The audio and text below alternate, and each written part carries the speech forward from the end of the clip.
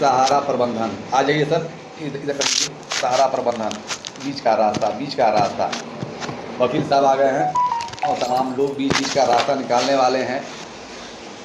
जो कल एक बात क्या हुआ कि तमाम फर्जी चैनल जी सहारा इंडिया के 12 लाख कार्यकर्ता, जो मैंने कहा था वही होने वाला है, बड़ा होने वाला है। सहारा इंडिया के 12 लाख कार्यकर्ता, खुशखबरी मिलने वाली है और मोदी जी की गारंटी भी है जी। और जो कहा था वही होने वाला है। 12 तारीख को मीटिंग हो रही है, 10 तारीख है ना, जी। दिल्ली में मीटिंग हो रही है जी। और इसमें ये है कि निवेशकों का संपूर्ण भुगतान होगा।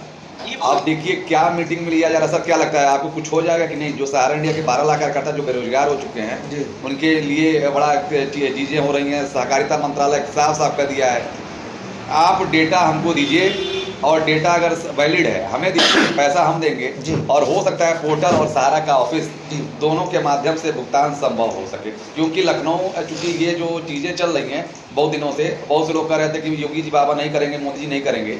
अरे मोदी जी जो कर दिए, मोदी जी ठीक कर रहे हैं, बस 2-4 सेक्टर छोड़ दिया जाए उसमें गलत कर रहे हैं, लेकिन बाकी सेक्टर सही कर रहे हैं। लाइक कीजिए, शेयर कीजिए, बताइए सर। जी, तो मुझे लगता है कि अब जो है प्रबंधन और सहकारिता मंत्रालय मिल करके इस पर डिस्कशन करने वाली है और बहुत बड़ा डिस्कशन होगा और वहाँ से रिजल्टेंट निकल कर आएगा ये कि जो निवेशक, एजेंट और कार्यकर्ता उनका भुगतान कैसे होगा। और जो ये क्या नाम है, ये लोग हैं हेमंत सोरेन करा रहे थे, अच्छा जांच कमेटी बना दी। कौन सी जांच करोगे यार?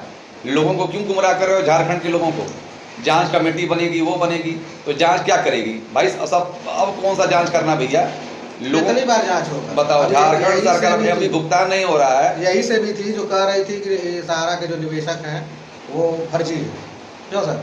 लेकिन बाद में सहकारिता मंत्रालय ने उस पर मोहर लगा दिया कि नहीं भाई, ये तो पोर्टल पे इतने लोग आवेदन कर चुके हैं, वो भी पूरा डाटा के साथ, इसका मतलब ये सब लोग वैलिड है। अब वैलिड है तो पैसा दो, 5,000 करोड़ रुपया मिला है, अब कब दोगे अमित शाह जी? या इसको भी अपने चुनावी भाषणों की तरह जुमला साबित करोगे कि ये भी एक जुमला था? नहीं, सरकार देना चाह रही है, लेकिन सरकार, चलिए जुमलाबाज अलग बात है, हर पार्टियां जुमला करती हैं, वो अलग बात है।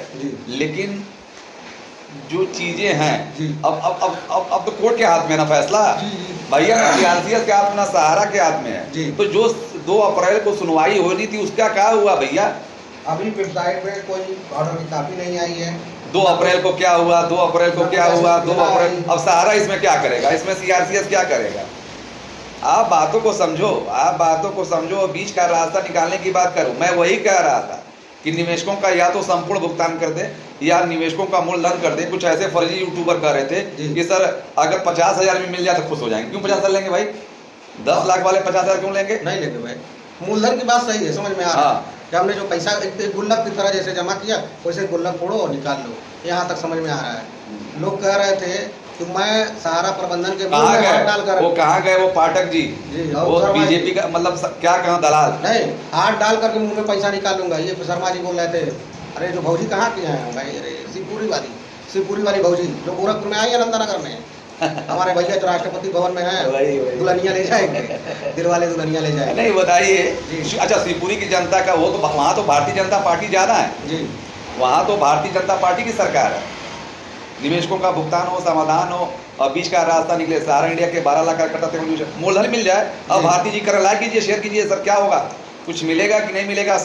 सुप्रीम कोर्ट क्या कह रही है? सुप्रीम कोर्ट के रिटायर्ड जज क्या कर रहे हैं? सुप्रीम कोर्ट रिटायर्ड जज छोड़ दीजिए, रिटायर्ड जज भी लगे हुए हैं और जो वर्तमान जज हैं वो भी लगे हुए हैं, तब भी समाधान नहीं हो पा रहा है। गजब है।